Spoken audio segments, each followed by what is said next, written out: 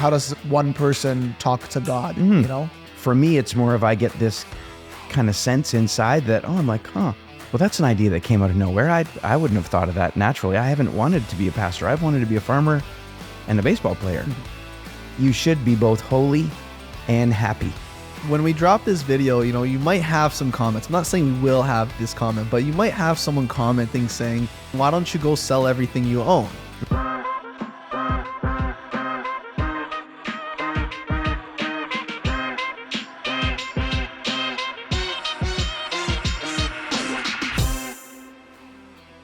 What's going on, guys? Thanks for being here. This is our episode with Jason Cleugh, lead pastor of North City Church. We asked Pastor Jason Cleugh some very thought-provoking and challenging questions about life, about what's going on in the world and our society these days. This is part 1 of our episode. We hope you enjoy. Our friend, Pastor Jason Cleugh, welcome to the show. Thank you very much. It's exciting to be here. Yeah, we're excited to have you, and we were very excited to I'm pumped for plan today. everything. I'm pumped, man. I can't wait. Yeah. Don't say it already. Wait till we're done. I got a bunch of stuff I want to ask you, man. A bunch of stuff. But first thing I want to ask you is, what is a pastor? Because a lot of people hear that phrase kind of get thrown around, or that title, but a lot of people don't really know what that is. Can you just get us right into it? What's a pastor? What Sure. do you do? That's a great question.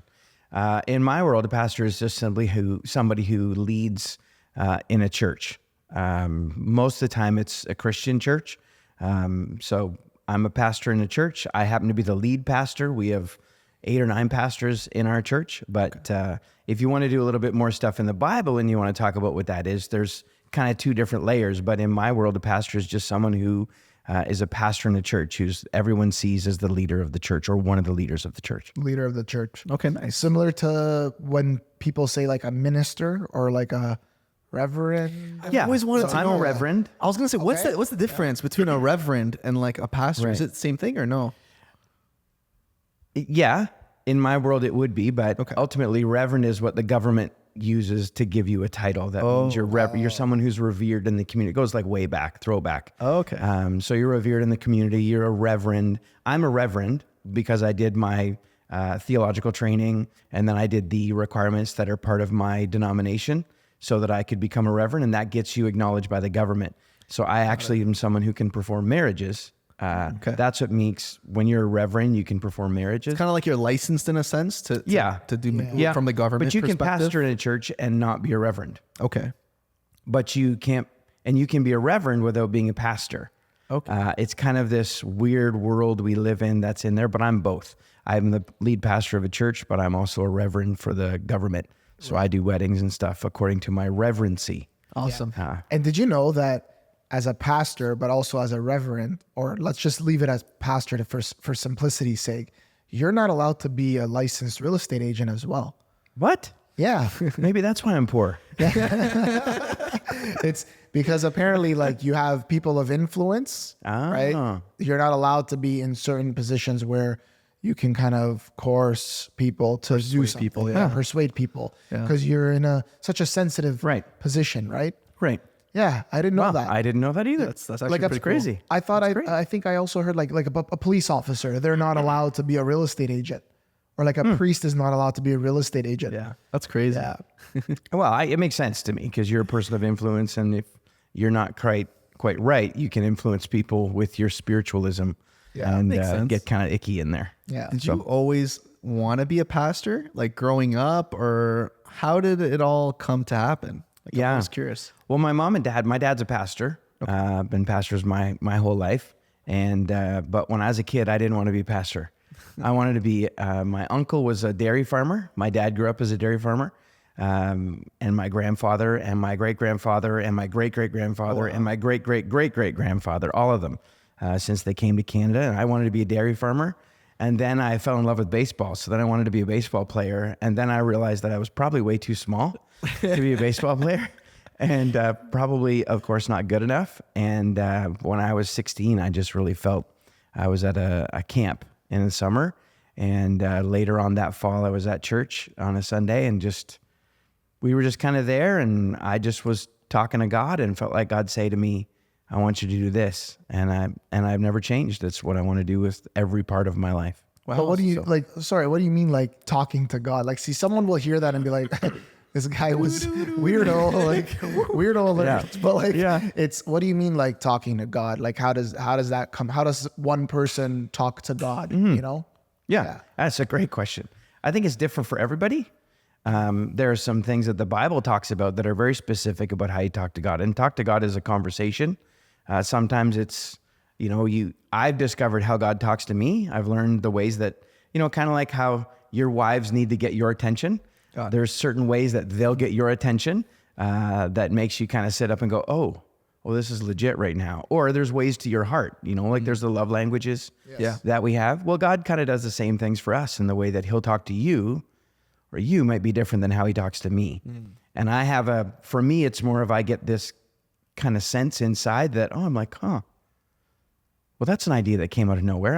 I wouldn't have thought of that naturally. I haven't wanted to be a pastor. I've wanted to be a farmer and a baseball player, or then a sports broadcaster is what I actually wanted to do eventually. And so, and I love sports still. That's pretty much what I do outside of pastoring. And I just kind of have this sense, and I'm like, well, that's interesting. And then I start to process it. And then in my mind, I'll be like, okay, God, is this really you? Does this make a whole bunch of sense? Like, and if I start to feel peace in my heart, like on the inside, like in my knower or in my feeler, when I start to feel that stuff, I feel like God's talking to me. And usually it's because it's something I wouldn't think of on my own. Right. And that's kind of how it works for me. And then in my heart, my mind, I'll talk to God and say, what do you think? And usually stuff comes back, or I'll wait on it a little bit, and then it will come back. See, I got like almost a headset mic, so my hands are moving again here. So at North City Church, which is the church you pastor. Yep. You wear the earpiece, so you talk. I wear the headset. So we were talking about it before we got on camera, that I'm used to having a microphone in my hand, but I'm also used to a headset, and then my hands move. And I'm not Italian, but everyone goes, "Oh, your hands move like you're Italian." Yeah. We get that all the time too. So I'm half Italian. My wife's fully Italian, so nice. I get that half from her. You say a lot with your hands that you don't say with your words. Exactly. Yeah, I get it. And it's funny because when we had met originally through our mutual friend, we did not know about your interest in baseball and sports and all that. And then in high school, actually, Danny was part of the Vaughan Vikings league. Yeah, I know. I remember. Yeah. What team did you play for? I can't remember the name, but I was a shortstop. Yeah. Me too, when I played.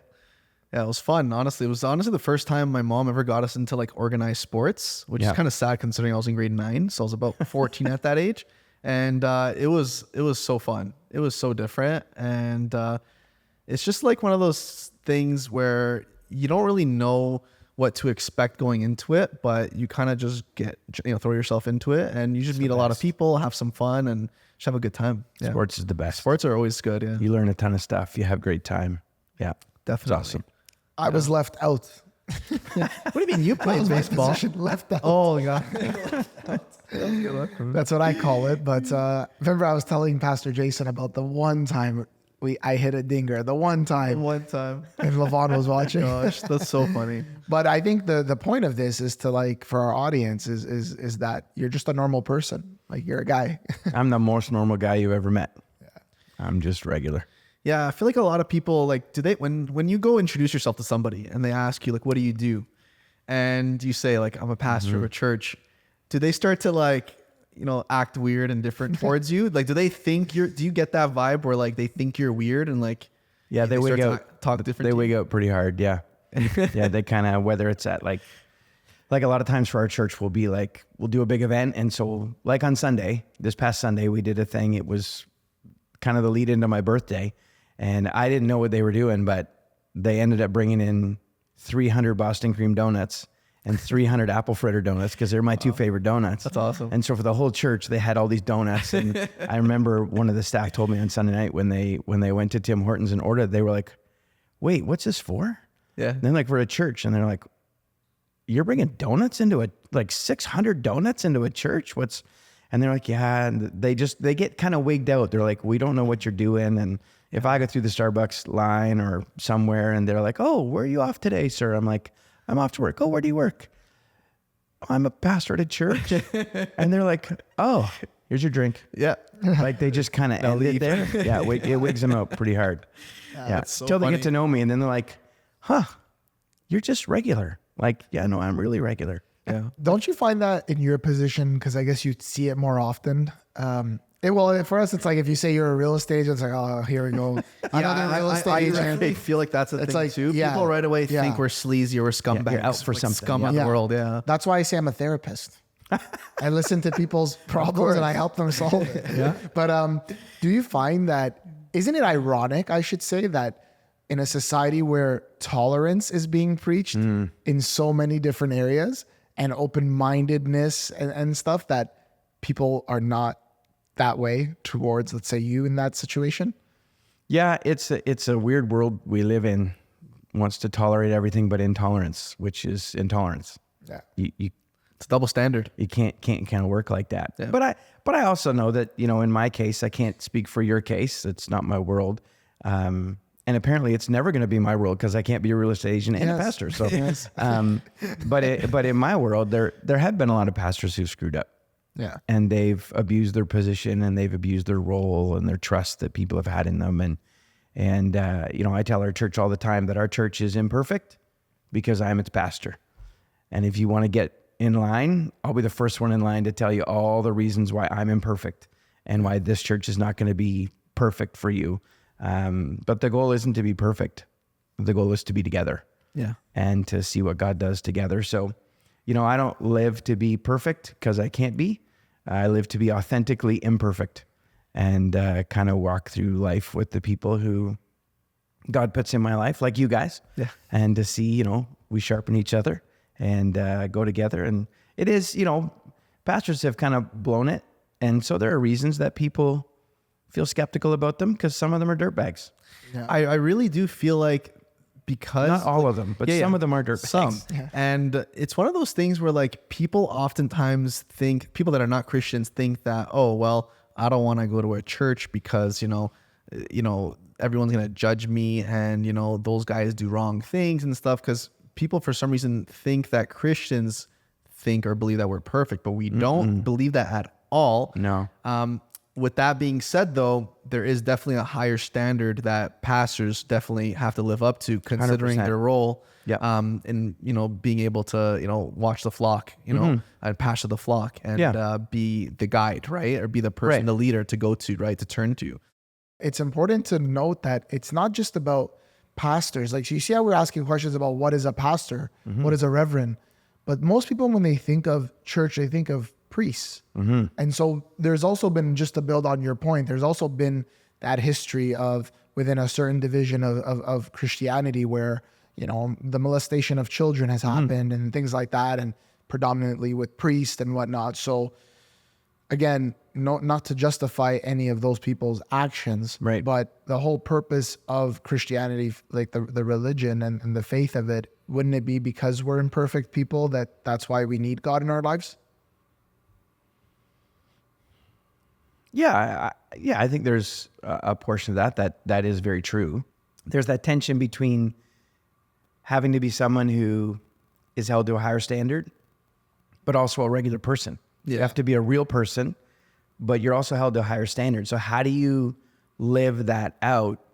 And we are imperfect people, and we need God in our lives, but God also not relies on us, but leaves it to us to say, hey, you have to make the choice to live in a way that will honor God and love and serve people and honor people. And I think that's all kind of a growth piece in there for every person, especially in spiritual leadership. Yeah. I don't know if I answered your question fully. Yeah, no, you did. And basically the point that I was trying to make to our audience that's listening and watching is that you can't judge a book by its cover, and you can't judge a religion or faith by some of the representatives who are just imperfect people proclaiming the perfect God that they believe in. And that's what I was it's a great point, because the truth is it's kind of like the news. Yeah. Right? You watch the news, all you would think is that all we're having is murders and rapes and fires everywhere and fires everywhere. Yeah. But in reality, the everyday person is not being murdered. Yeah. The everyday person is not being mugged. We just hear it on and same with the tragedies in the faith world. We hear them because they make the headlines, but the average pastor, the average priest, They are good people who are trying to love people and serve people and care about them and be there in their moments of crisis, be there in their moments of celebration. And we don't give enough credit to the pastors who are just living their life, loving God, loving people, paying their taxes, loving their city, loving their neighbors, caring about what's happening in their life, loving their kids. You know, that'd be the difference between a priest and me. I can be married and have kids. Most priests can't. Oh yeah, interesting point. Yeah. So that's a real, everyone else asks me, you're a priest? I'm like, no, I'm a pastor. Yeah. Oh, what's the difference? Well, I have a wife and a kid. And they go, oh, that's a big difference. But It's huge. We just don't give enough credit, you know, kind of to agree like politicians. Like the ones that make the big moves or the big mistakes, they're plastered all over the place. But there's a whole bunch of politicians who are just good people serving every day in their wards or their constituents. They're just loving their community, and we don't give enough credit. Like realty people, you get the ones who, you know, are the snakes somewhere, and then you got the good down-to-earth people who just care about people. Yeah. And just want to help them in their lives and help them get their first home and the house where they can have their first child. Exactly. And create memories and all that kind of stuff. So I think that's the problem that we face a lot today as Christians, where people see, let's say, a pastor do something wrong and they're like, well, I hate Jesus, right? Or I'm never going to be a Christian. Look what that pastor did. But it's kind of, I heard this analogy, which I thought was really cool, where let's say you like the Beatles, right? And let's say you go to, I don't know, like a wedding or something, and there's a band there and playing like your favorite Beatles songs, but they're doing a terrible job.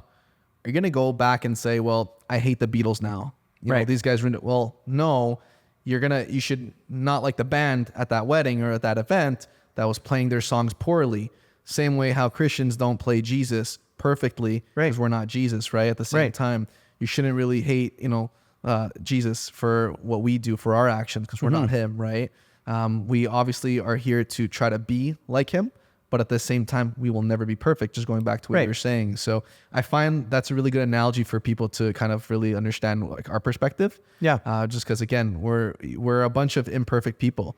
I heard this too. The church is not country club for saints. It's a hospital for sinners, right? Yep.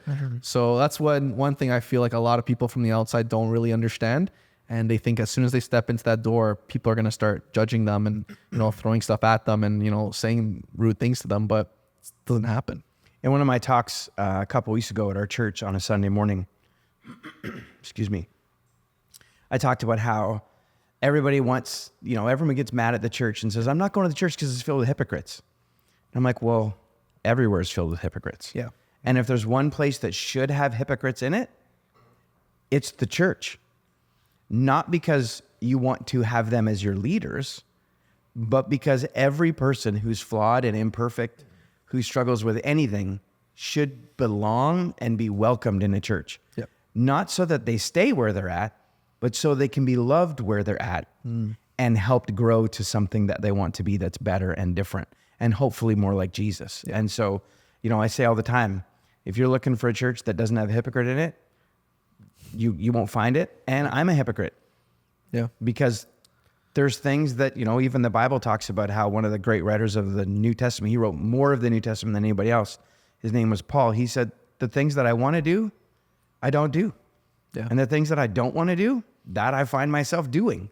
And he's like, I'm the chief of sinners. I'm not this great person that you should worship. Worship God. Yeah. But follow me as I worship God. Yeah. I'm doing my best to follow the God who's perfect. Another line that I used on that Sunday in my Sunday talk was, we are imperfect people loving each other imperfectly as we follow a perfect God. I like that. That's kind of the goal of our church, is not to say that we're perfect. I tell everybody, you're going to get offended at me some point. I'm going to say something that's offensive to you, and I'll eventually say something that's offensive to me. Sometimes I say something and I'm like, wait, what? Did I just say that? No, I don't believe that. No, that's not right. That just kind of came out of my head. I like how you keep it real, though. Well, it's like true. You have to. I'm gonna let people down. I'm gonna honk at the dude in front of me on my way to church, and it's gonna happen to be somebody going to church. Somebody going to the parking lot. It's happened to me before, and I've gotten into my car and been like, I'm really sorry. I suck so bad. Yeah, sometimes I'm like, I catch myself just doing something. I'm like, God, you know, just don't hold that to me. Like, why am I like, why? Like sometimes you just feel like, but to your point, so we all suck. We all suck. We just do at times. So to the point of what you mentioned about the church being a place for the sick to gather. So would you say that's the main purpose of church? No, I don't think that's the main purpose of church. Ultimately, if you want to get super technical, church isn't really a place. It's not a building. The Bible says the church is the people. So wherever the people are who are followers of Jesus, that's where the church is. So if I'm with friends of mine who are Christ followers, then we're the church. Now we know that, we just call it the church building or the church. It doesn't mean it's the church. It's just a physical building. It doesn't really mean anything. It's just a place. That's very different. Sorry to interject, but a lot of other denominations or even other religions would disagree with you because theirs, I think, is the actual building itself, right? And that's, I think, one of the big distinguishing things about Christianity. It's not a building, right? Like the building, yes, there's an actual physical structure because you have to meet somewhere. You have to congregate somewhere, right? But yeah, I feel like a lot of people, I'll be honest, even Catholics, people that are of the Catholic faith would disagree and be like, well, no, this place is a church and it's the church of so-and-so. What would you say to someone that says that? What are your thoughts? Because obviously this all falls within the branch or umbrella of Christianity. Yeah.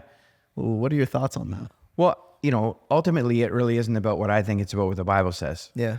So when you read the Bible, you get into the New Testament, it's just filled with very bluntly and plainly saying, God used to dwell in the tabernacle, in the temple, in the Ark of the Covenant. That's where he used to be. But now he dwells by his Spirit in people, in us. Yeah. The Bible talks about how Jesus is the chief cornerstone, and we as Jesus followers, as Christ followers, we are living stones. And he is building a living temple with us as people, not a building of brick and mortar. And I think the challenge is so often we as people, we want to have things in our hands to prove or to have a physical grasp on what we believe. And when it comes to faith in Jesus, the Bible talks about it's impossible to please God without faith. And there's a part of faith. Well, faith itself is supernatural. It's spiritual. It's not physical. Okay. It's based on things that you believe that you don't quite see. It's the evidence in your mind, kind of like, for your wives, you love your wives. We can point to a ring, but this isn't physical proof of love. It's just a symbol of love. Yeah, kind of even the opposite. We say fear. Show us fear. Right. There's no physical proof of fear. It's the effects of it. It's a sense. It's a feeling. And faith at its core is a supernatural spiritual exchange of trust and confidence. We say to God, I'm going to trust that you are who you say you are, regardless of what I see or think or experience. And then God in return gives us confidence that we can sense on the inside that he is who we trust him to be.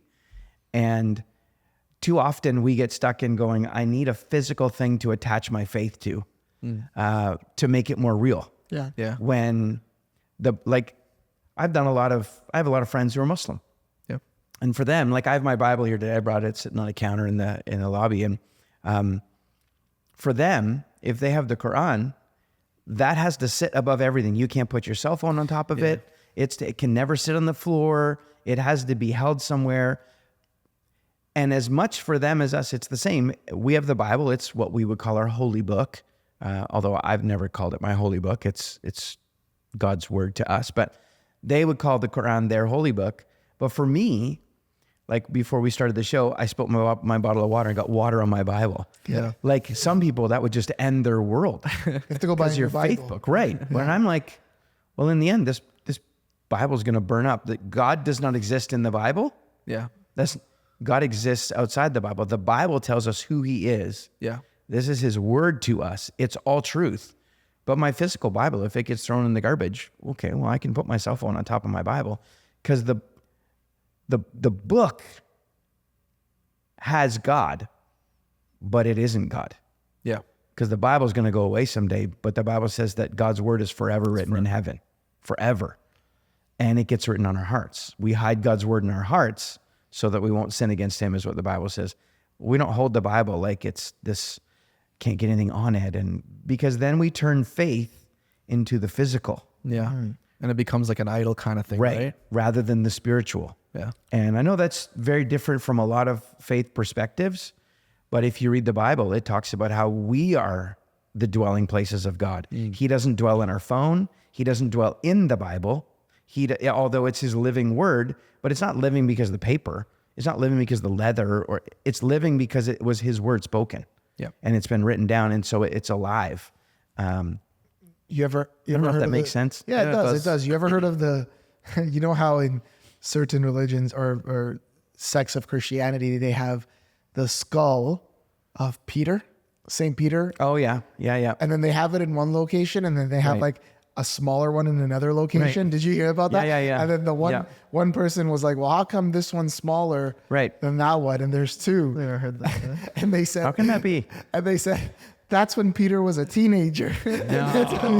That's so bad. Oh my gosh. That's the joke. That's the joke. Yeah. But it's all fun. And what I wanted to say was we're wearing these stickers. And for those of you listening to this podcast, you won't be able to see it. But this sticker, it's a smiley face. And it says it's okay to have fun in church. That's right. Okay, but growing up, we grew up Christian Orthodox. Our parents raised us Eastern Orthodox. We're Middle Eastern. And to the point where, as sad as this sounds, and we could say this because they won't take us away from our parents today. We're almost, in our 30s. I'm like, what's this guy about to say? Remember when they'd say like, oh, don't say that, the priest will cut your tongue. Yeah. Or in church, the priest would like walk with their like altar servers, which were like kind of deacons. They weren't young men, they were older men. And like, if you were in the vicinity, like you got to move like against the wall and get out of their way. And they're coming with these like black robes and you're like, what's going on? It's like literally the Sith in Star Wars. They are walking down and, cue in the Darth Vader music. Yeah. Cue in the Darth Vader music, Carson. And that's literally what it was. And you'd be so scared, right? Yeah. And they'd wait and I'm like, is that the Force? No, but it's like, why have these stickers that you gave us this morning and they say it's okay to have fun in church? Like, why? Well, just before I get to that, I just want to say I was in a Coptic, Egyptian Coptic church last week. And I have some really great friends of mine who are Egyptian Coptic priests and in the Catholic Church, just incredible people, just some of the most gracious people. And we were sitting down for lunch and I was wearing something like this and they walked in their robes and I was like, ooh, do I need to push over? Like it's a big joke that they wear the vestments and they'll look at me like the young one, even though I'm not quite as young as I used to be. They're like, oh, you're the teenager in our group. Yeah, that's because they got the long beards, but I'm the same age as they are. They just been growing their beard for 40 years. Yes. I can't grow a beard. But anyway, I have friends that, they love Jesus and I get where all that kind of stuff is and comes from. But for us in our church, we use this line all the time that says, you should be both holy and happy. And if you're not happy when you're being holy, you're probably not as holy as you think you are. Yeah. Because when you read the Bible, it talks about how kids love Jesus and they just wanted to be wherever Jesus went. And wherever Jesus went, kids flocked. And the disciples, the guys who were your age and my age, were like, oh, let's keep the kids away because we got to keep the kids away from the rabbi. Yeah. The rabbi, the teacher, the holy man, the important one. And Jesus was like, guys, stop yourselves. You're messing it all up. You think it's all about the people who have all the influence and have all the esteem of the world. He goes, it's about the kids. If people don't become like children, not immature like children, but trusting and faithful and joyful and innocent, just authentic. Yeah. He said, that's what the kingdom of God, that's what my Father's kingdom is made up of.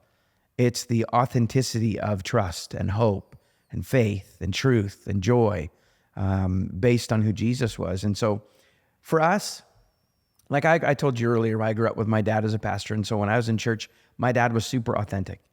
Even though he was the pastor of the church, I knew him as dad.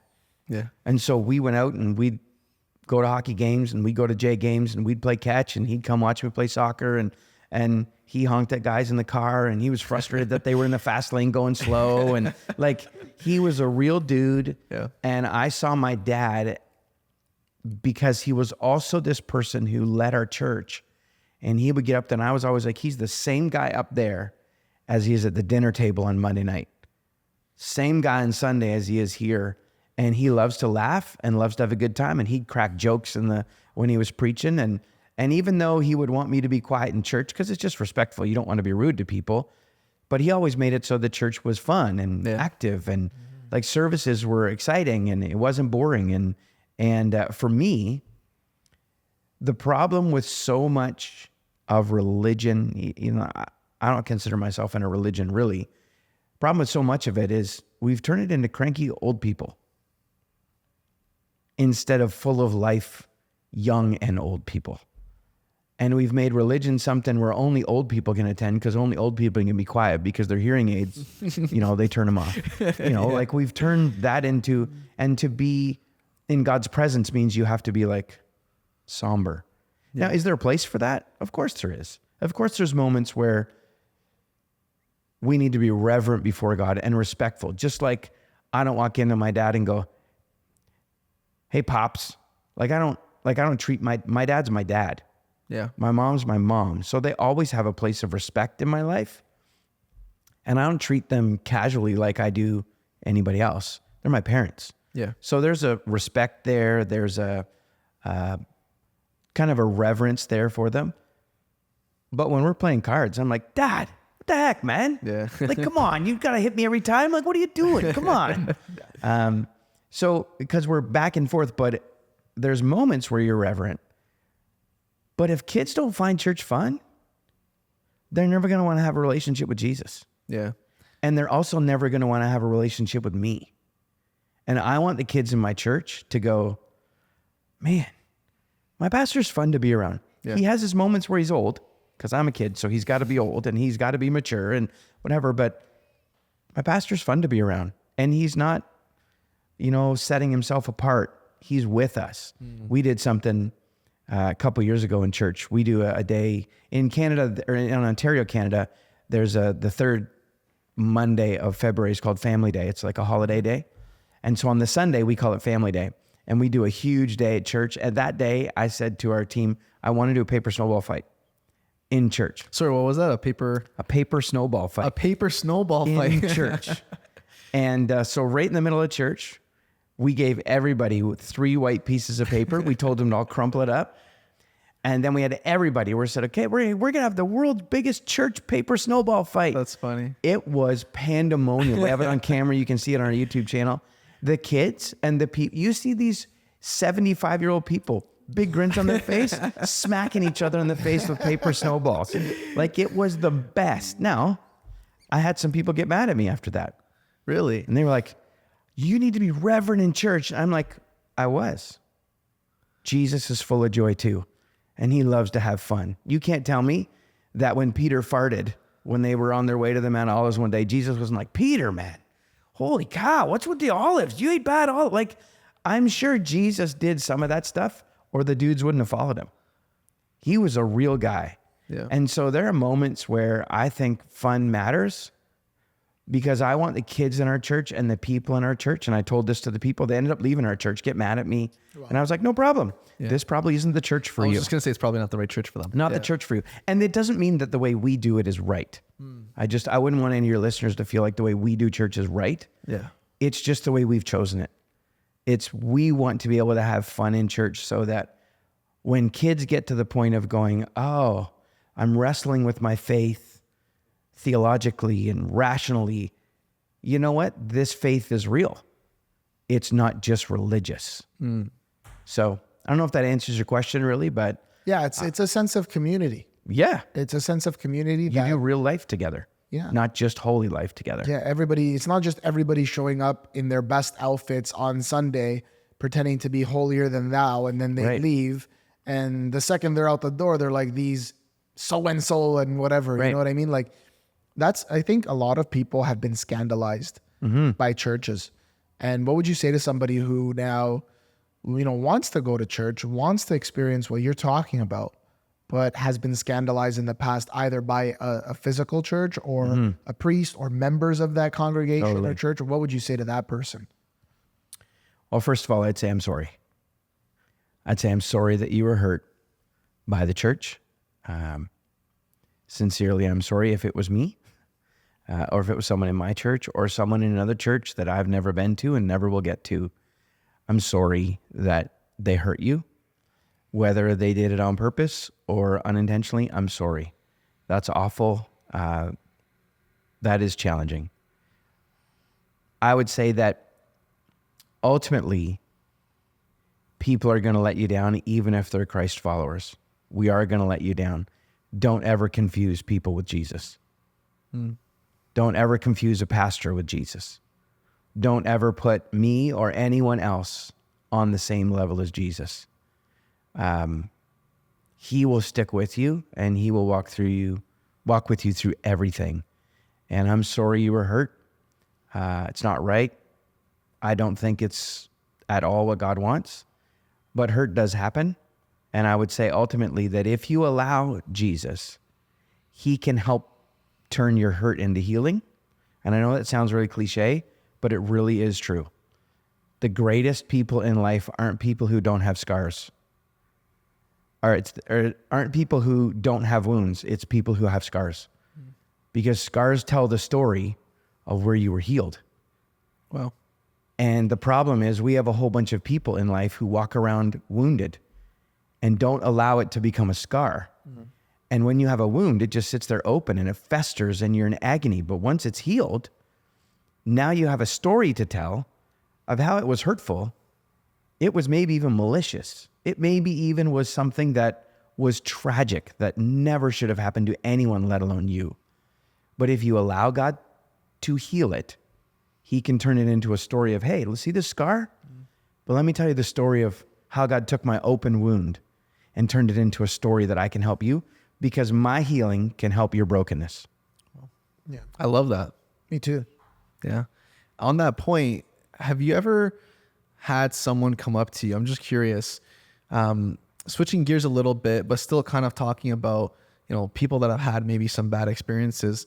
We hear a lot about, preachers on TV saying, if you donate money, you're going to get blessed, you're going to get healed, you're going to have an amazing, happy life. I'm going to give you this red cloth, and this red cloth will heal you. Have you ever had anyone come up to you in church and be like, why the heck do you guys ask for money? Why do you guys, you guys are just after my money, and why do you guys do stuff like this? Do you ever have someone that comes up to you guys and says anything like that and generalizes and says that about money in the church?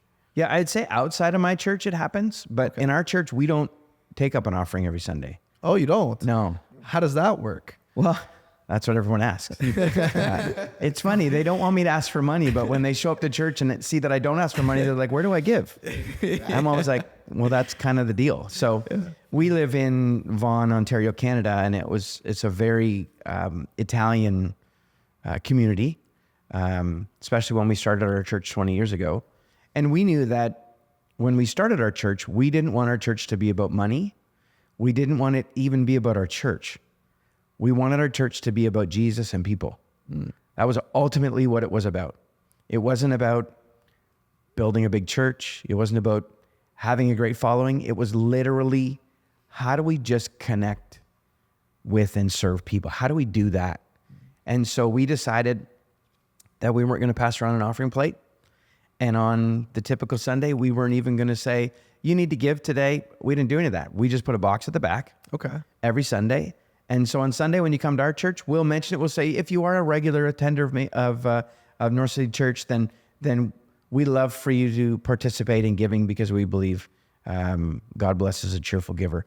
That's our sales pitch. That's it. We don't go deeper. We don't. Probably twice a year, I'll talk about money and generosity in a Sunday sermon, but we don't do it every Sunday because we don't make our church about money. We believe that if we do what God wants us to do, God will provide the money, because money follows vision. And the Bible says that without vision, people perish. So we want to have a vision for our city of Jesus, and the money will follow. God will provide for it. He'll make sure the church does what we need to do. But we don't focus on that. To answer your question, people ask me outside our church all the time, like, church is all about money. I'm like, well, so are you. I flip it back on that, and I'm like, well, you talk about money all day long. All you think about is money. That's the reason you work. That's the reason you have the side gig on Amazon. That's the reason you have this, stuff you do on the side. The issue is not that the church wants your money. The issue is, does money have you? That's the real issue. What do you mean by that? Well, we can either own what we have or what we have can own us. Mm-hmm. And too often, we, especially in our world, in the Western world, we get stuck on our money owns us. So we will compromise our values, our morals, our standards, our ethics, our philosophies. We'll compromise that to get more money, because more money gets us more stuff, or it gets us more supposed security. And when that happens, the stuff owns you. Money owns you. And I always tell people, well, we should talk about money in church. We should actually be able to talk about money in church more than you talk about money anywhere else, because God's not after your money. God's after your heart. He just knows that to get to your heart, he needs to get past your money. Because the Bible says money is, you put your treasure where your heart is. You put your heart where your treasure is. So God is not worried about what we have. He doesn't care about what we have. He cares about what has us. He cares about what owns us. And too often it's our money. It's really our money. It's our stuff. And so I always talk about money in our church. When I do, straight up, I'm like, hey, we're going to talk about money today. And that makes you uncomfortable because you feel like I'm, as a church, trying to get your money. Truth is, I don't want your money. I don't want your money. This is God's church. He's going to provide everything we need. Now, with that said, the Bible does attach a blessing to when we use our money the way God says. But he doesn't necessarily just attach a financial blessing. It's across the board. He blesses your life. There's a protection that God promises in the Bible when you use your money the way God intends it to be used, so that it doesn't own you, so that you own your money and God owns you. There's a big difference between those two. It's like when I say sometimes on the real estate pod, I go, your investments are meant to serve you, not the other way around. Right. That was a revelation for me I needed to have a few years ago. That's awesome. Yeah. Yeah. Because you can't have your house own you. No. You need to own your house. Because if your house owns you, then you'll live just to fix your house. And then if, God forbid, you leave the toilet running and didn't know, your 3-year-old flushes the toilet and you go fly away on a holiday, you come back, your house is flooded. Now you're devastated. Yeah.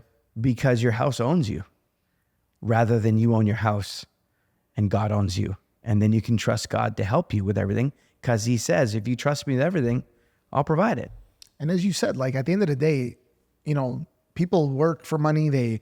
Most of our lives are centered. Me too. Every day. Yeah. Me too. Around that and providing and things like that. But, the physical church also has bills to pay. Sure. Electricity, water, heating and air, mortgage, whatever the case may be, rent.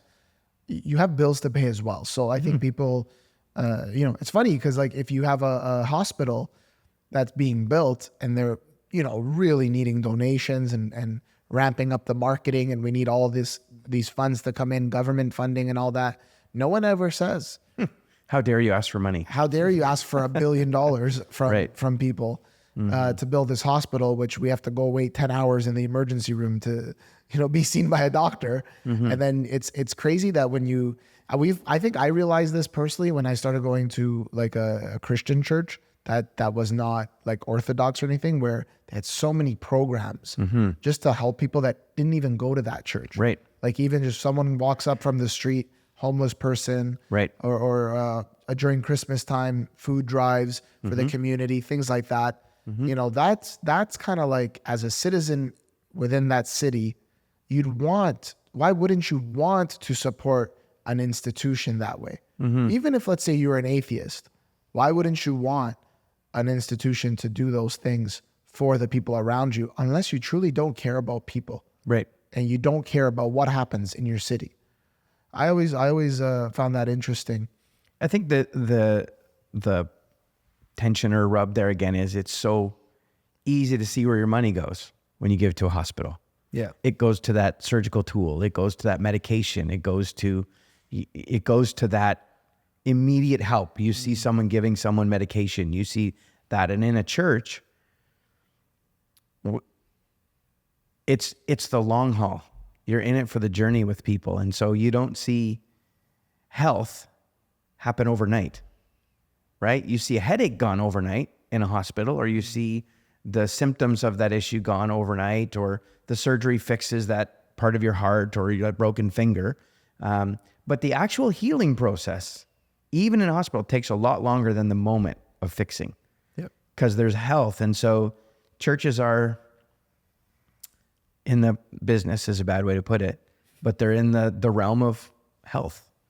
And it's not just physical, it's emotional, mental, spiritual, relational, vocational, financial, scholastic. It's you're helping people in all areas because God cares about every area. And it's really hard to measure, well, did the church help me with my schooling because I can show that I got this grade?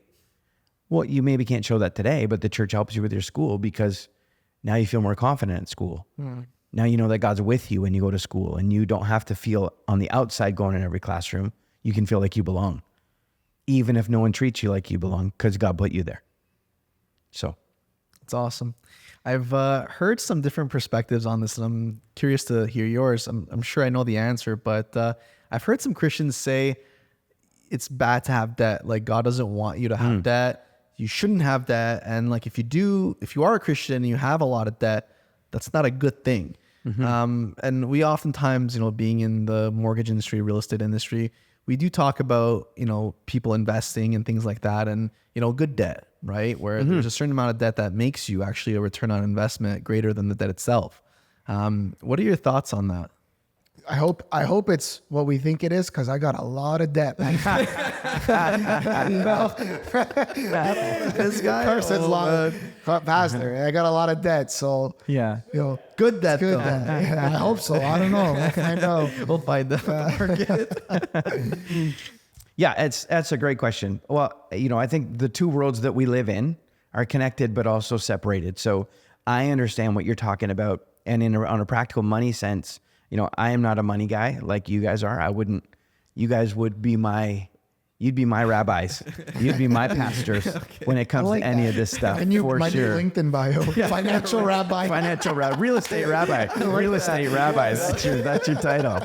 Real estate rabbi. That was a good one. Just as long as you don't call yourself Money Jesus. Just don't do that. That's probably somebody else is taking that title. So I get what you're talking about, good debt and bad debt. I bought my house, but the bank owns my house. Like, I'm paying my mortgage. But on a rational, just everyday life scenario, to me, I consider that good debt because I wanted to get in the market. I wanted to own my house, even though the bank still owns more of it than I own. But you have more control. Of course, we know that. But when it comes to the idea of debt in the Bible and what specifically the Newer Testament talks about debt, there is no good debt. Okay. But it's not just talking about just financial, except for the debt that we owe each other of love, the debt that we owe Jesus. So I know I'm jumping from money to real spiritual stuff. Like, I'm jumping here because I'm gonna go kind of philosophical and bring it back down to practical. So on that side, that's where we live on the philosophical side. There is no debt that we want to have except the debt that we owe to love each other and the debt we have to Jesus. But on the money side, the Bible just says that, doesn't say that there's good debt or bad debt. It just says that the one who owes the money is servant to the lender. Yeah, the borrower is server to the lender. Yeah. So it's talking about the principle of, as long as you owe money or something of a debt, specifically it was talking about money, but there's a principle wrapped around that that's greater than just money. As long as you owe something to someone else, you are then at their mercy, because they can call that debt back whenever they want, really, because you owe them.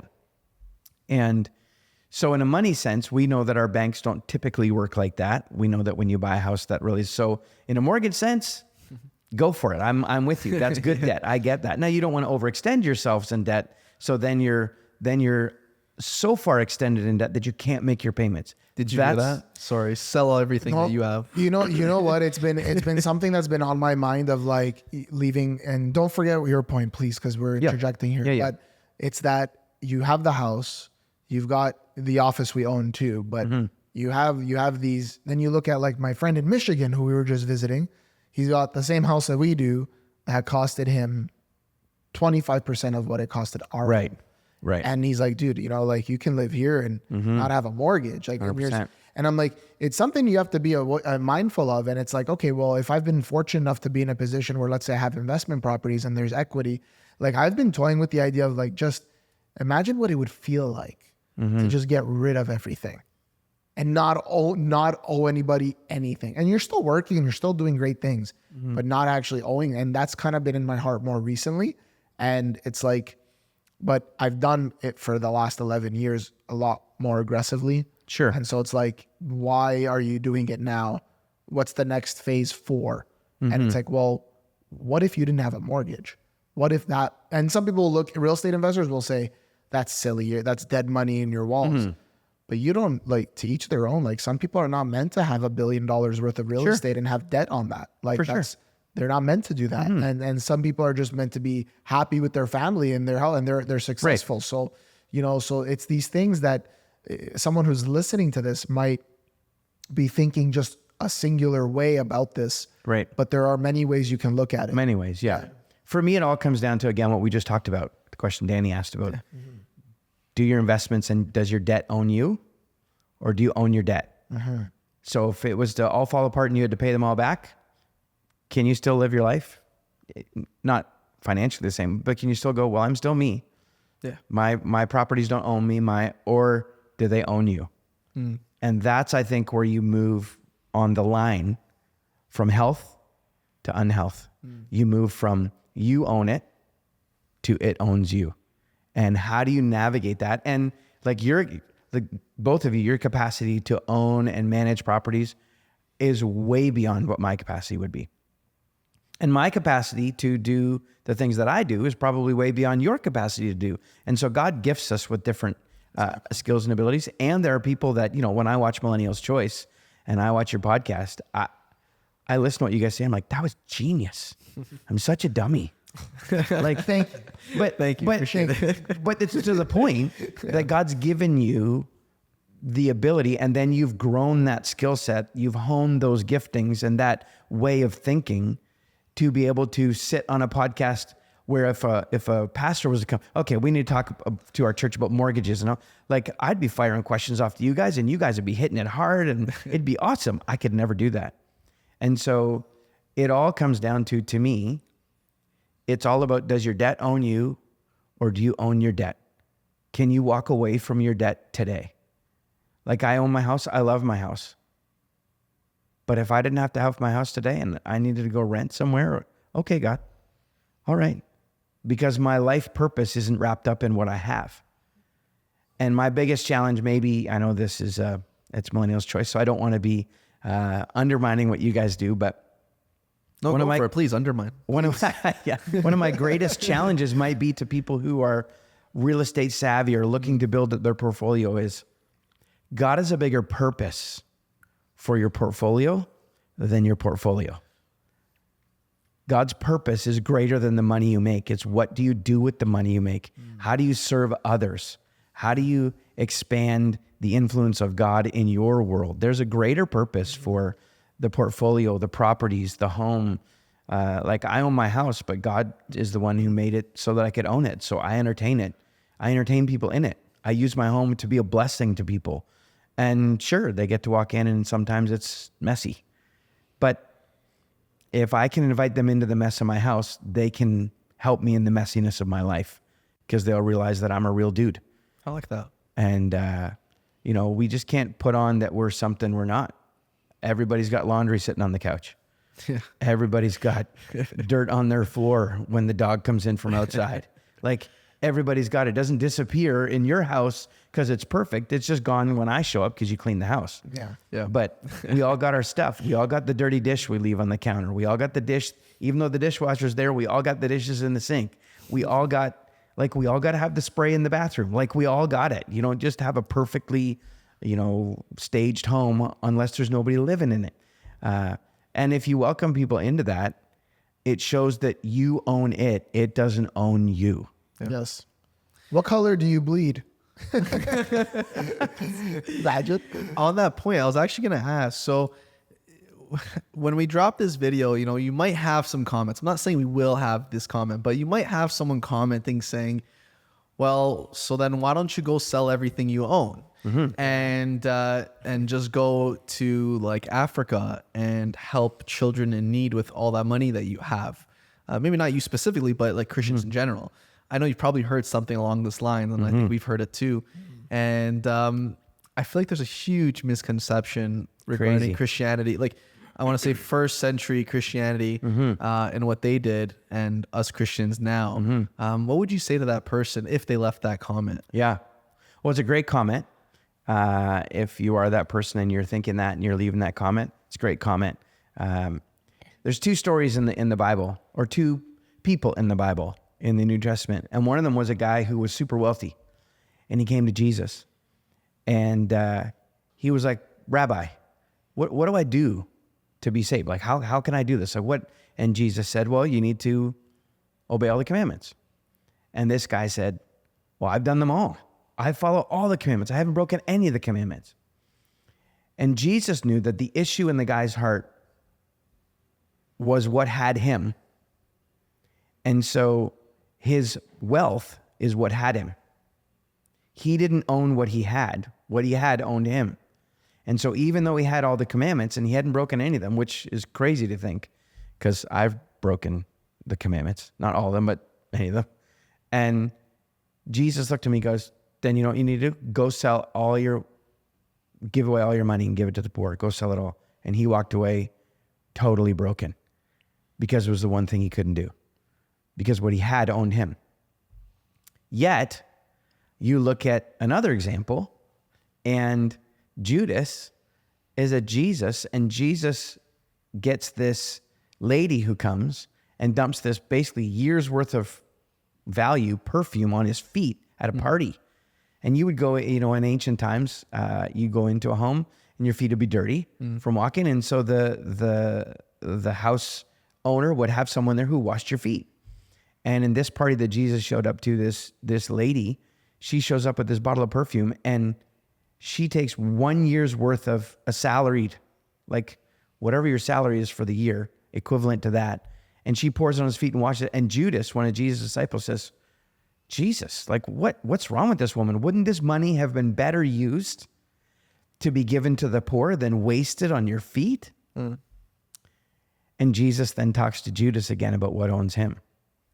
He said, no, what she has is good. What she's done is she's anointed me. Because she wasn't owned by her perfume. She owned her perfume. Judas, because Judas was the disciple who carried the money belt. Judas is the guy who paid for their food. Whenever people give to them, that's why he was able to give 30 pieces of silver to betray Jesus. Ironically, money that came from Jesus' ministry, Judas betrayed him with. And which is another crazy whole thing. But it's not so much, because Jesus goes on later and he says, listen, you're always going to have the poor with you. He didn't say that you shouldn't help the poor. He just said you're always going to have the poor. There are always going to be people who just don't have enough because our world is broken. There is going to be poverty and poor things and poor people all the time. The issue is not you live as a pauper. The issue is what owns you. And if what you have doesn't own you, then get as much of it as you can and use it so that you can serve people. Just like that. Get as much of it as you can if it doesn't own you. If it owns you, you need to get rid of it. So can you talk to us a little bit about why Jesus then said it's easier for, or how does it go? Man. Yeah, it's Rich man to go through the eye of a needle. Sorry, it's easier for a camel to go It's easier for a camel and a rich man to get into heaven. Exactly. Can you explain that? Because a lot of times people might think, so then wait, I can't be a Christian and be wealthy, right? That's a huge thing. A lot of people think. Yeah, like I need to not have money or not have material things, right? Can you just dive into that a little bit? Yeah, that's great. I tell when I talk about money and stuff in our church, I tell people all the time, greed has nothing to do with what you have. It doesn't. No, you can be someone who lives on the streets of LA or Toronto or New York and be totally greedy. And you can be someone who lives in the penthouse at Trump Tower and be totally generous. Because greed has nothing to do with what you have. Greed is your heart. It's in here. Yeah. Greed is, like, I know friends of mine who are wealthy beyond what I could ever imagine. And they are the most generous people ever. But they're also some of the most frugal. Sorry, let me say it this way. Thrifty, not frugal. Because I tell people in our church, be thrifty, not frugal. If you're frugal, you're going to chintz on everybody. Yeah. Be thrifty. Yeah. So if it's the same, then get the one on the lower shelf that's half the price. You don't need the brand name. So be thrifty, not frugal. If you're going to be frugal, well, then you're not going to get the same thing. You're going to go get the junk knockoff that's crap that breaks in 3 weeks. Yeah. Don't be that. That's a cheapo. Don't be that. Be thrifty. Don't be frugal. I like that. And I use that with people. I use that with my daughter all the time. We're being thrifty, honey. I'm not being frugal. I'm going to borrow that one. Yeah. And, when I talk about money, I'm always like, you can be loaded and be generous. You can be loaded and greedy. You can be broke and greedy. You can be broke and loaded, or broke and generous, because greed has nothing to do with that. And what Jesus was trying to say, does that make sense so far? Yes. Yeah. I'm following. Just like, a homeless person, they may have nothing to you, but what they have, they may be so greedy that they just grab on because they're greedy. And they're just ravenous about it. And that's happened to me, man. I've given food to the homeless guy, to different homeless people. Mm-hmm. And it doesn't always happen. It's happened where they're like, that's it. They've said that to me, like, that's all you got me. And I'm like, or the other scenario where, you'll go up, like I've seen videos where they go up to a homeless person who has like a slice of pizza and say, they'll say, I'm homeless. Can you share with me? And they'll share with them. Right. And that's all they have. Right. And so to your point that it's about the person's heart. Yeah. And also I think just another point that we should probably make is a lot of people get it wrong where they say money is the root of all evil. Right. And it's not. And the love of money is the root of all evil. Because again, what you love is what owns you. Mm-hmm. Right? So it's not, the money is not the root. It actually says the love of money is the root of all kinds of evil, is what it actually says. It doesn't say money is the root of all evil. Money is not evil. Just like my phone's not evil. What I do with it can be evil, but the TV's not evil. The phone's not evil. YouTube's not evil. You can use it to do evil, but this is just a phone. It's not good, righteous, or evil. It just is. It's a physical thing. And so the love of money is the root of all kinds of evil, because it's about what owns you. And if money owns you, you will compromise all of your beliefs and convictions to either not lose it or to get more of it. And so when in the New Testament, Jesus is talking about it's easier for a camel to go through the eye of a needle than it is for a rich person to enter heaven. He was making the contrast.